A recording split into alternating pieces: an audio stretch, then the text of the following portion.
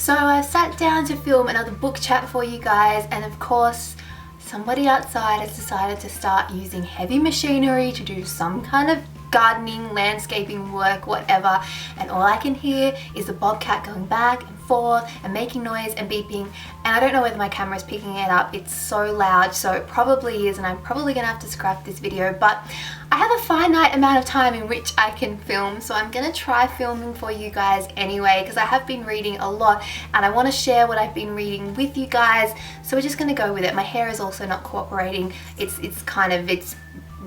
needs a haircut. I don't know. You don't care about my hair, but you're here for the books and the chatting. So let's just get started. Again, I have notes. I'm so good with this notes thing. It's really gonna help us out, I think. The first book that I read was Pucked Up by Helena Huntington.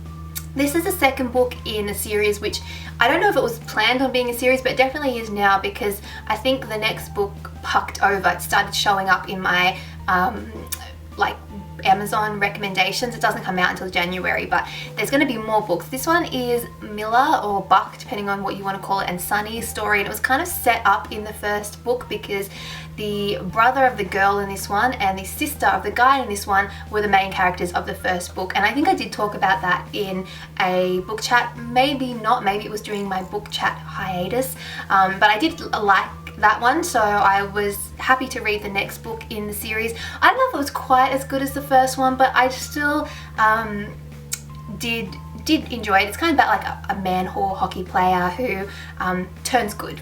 That's kind of what it is. I like the hockey theme. I've spoken about this before, how I do like series that are based around sporting teams. For whatever reason, I generally sort of gravitate towards those kind of books, and I like how the stories sort of interconnect, and I like the little sporting elements to it. There were some funny bits, and it was just a quick and easy read. If you read the first one, you'd probably want to read the second one. It's, like I said, just a simple romance novel for you there.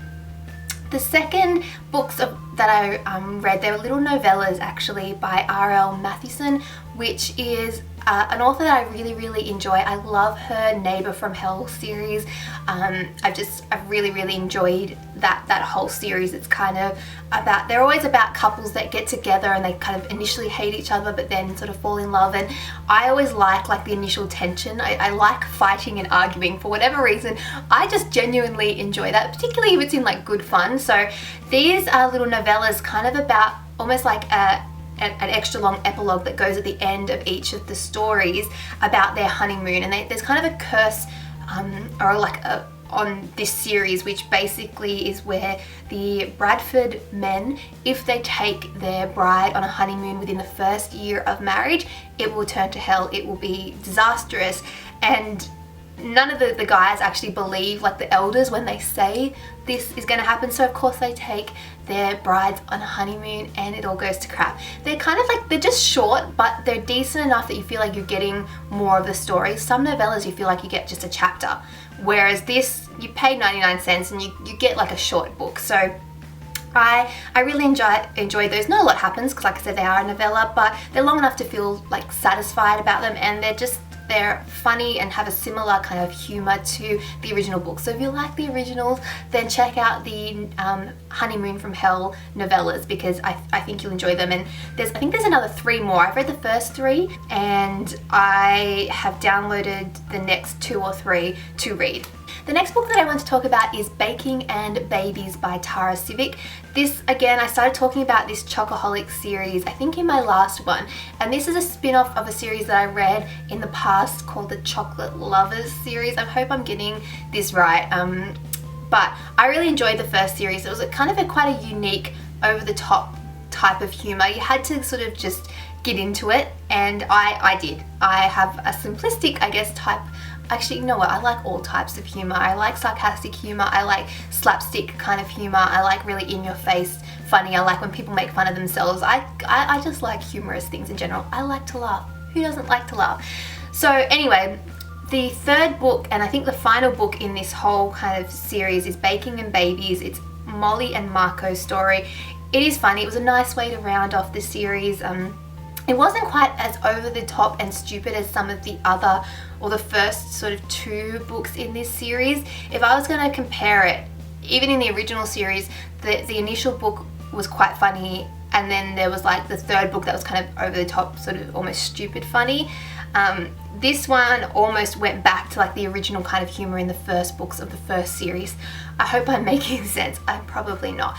But anyway, it was a nice story, kind of about a girl who pretends to be pregnant for her sister, and this sort of whole kind of comedy element ensues from that, and it's also about her falling for her like pastry chef teacher, whatever. Anyway, if you liked the original ones, then you'll probably like this series. That's all I'm going to say. And like I said, it made me laugh out loud, so that's always a good thing. A book that I didn't enjoy that much was Roomies by Claire Adams.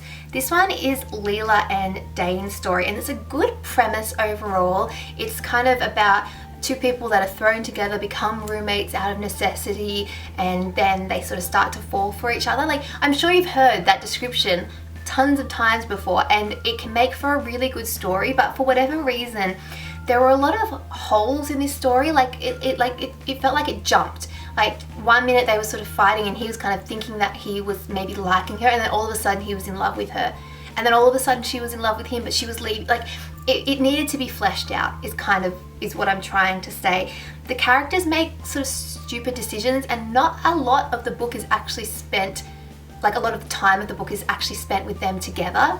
So I felt like it needed to be fleshed out. It probably needed to be longer, and some time where they were doing stupid things probably didn't need to happen. So I think I gave it like 2 or 3 stars. Like I said, it was one that I wasn't in love with. I think I would give the author another chance, but it wasn't one that I'd necessarily recommend that you rush out and read. One that I would recommend is A Redo by C.M. Owens. So I read the next 2 books in the Sterling Shores series, which is a series that, again, I've mentioned before in book chats. I really, really like it. I know I've said it, that it sort of started off slow, and I felt that with every single book it got better, and I love that with an author. I think that's great. If you start reading a series and if each book is better than the last, then the author is definitely doing something right, and it's something that you're going to keep on wanting to read. So the 6th book in the series, it's actually the 7th book, but it's number 6 because there was a 1.5 book, which was just the first book written from the guy's perspective as opposed to the girl's perspective. Anyway, 6th book in the series, and then I also read Triple Dare, which is the 7th book in the series. So A Redo is Ali and Ren's story, and this one was set up in the previous book. Basically, they had a one-night stand many years ago when he was young. He didn't even tell her his correct name. She ended up pregnant from that, and this is about them reconnecting like 7 years later when he finds out that he has a daughter. And they meet again, and it's got a lot of drama and romance, and about them getting back together. You get into the story really, really easily, and Ren is this character who you already know he's a good guy, so you're already sort of rooting for him and hoping that they can kind of get past this mistake that he made when he was young, because that happened sort of before the book started. So you've kind of gotten used to him being a good guy in the series, and it's about them. And I loved Ali, and I liked their whole story together.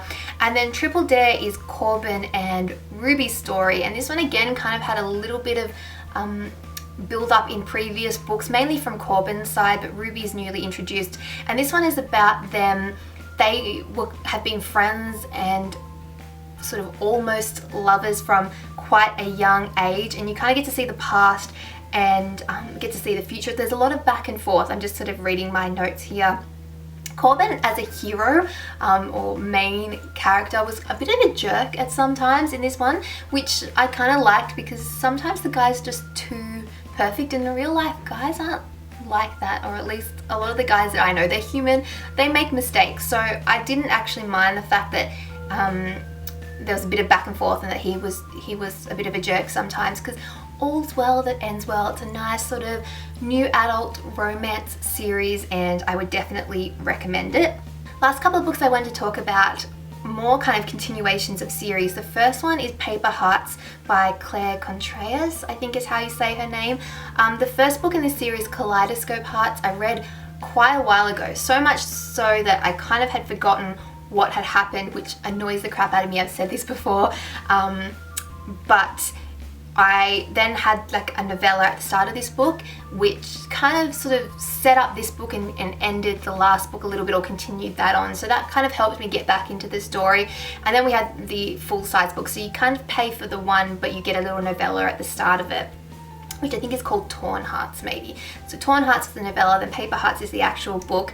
And this is Jensen and Mia's story, and it was about a mistake that happened when they'd been dating. They'd gotten together young and they kind of were on a break, and at that time they were allowed to sort of date other people, and he ended up getting a girl pregnant and decided that he had to marry her and go off, and that's kind of where they separated. And now you fast forward 5 years later and they're kind of being thrown back together again. He's obviously raising his daughter, but he's not with the mother. They've separated and are divorced now and are just kind of friends, and he is still in love with Mia and has always been in love with Mia, and they're forced to work together, and it's about them trying to sort of see if they can get past the past hurts and make a life together, which also involves her moving, which adds another level of sort of drama and to it.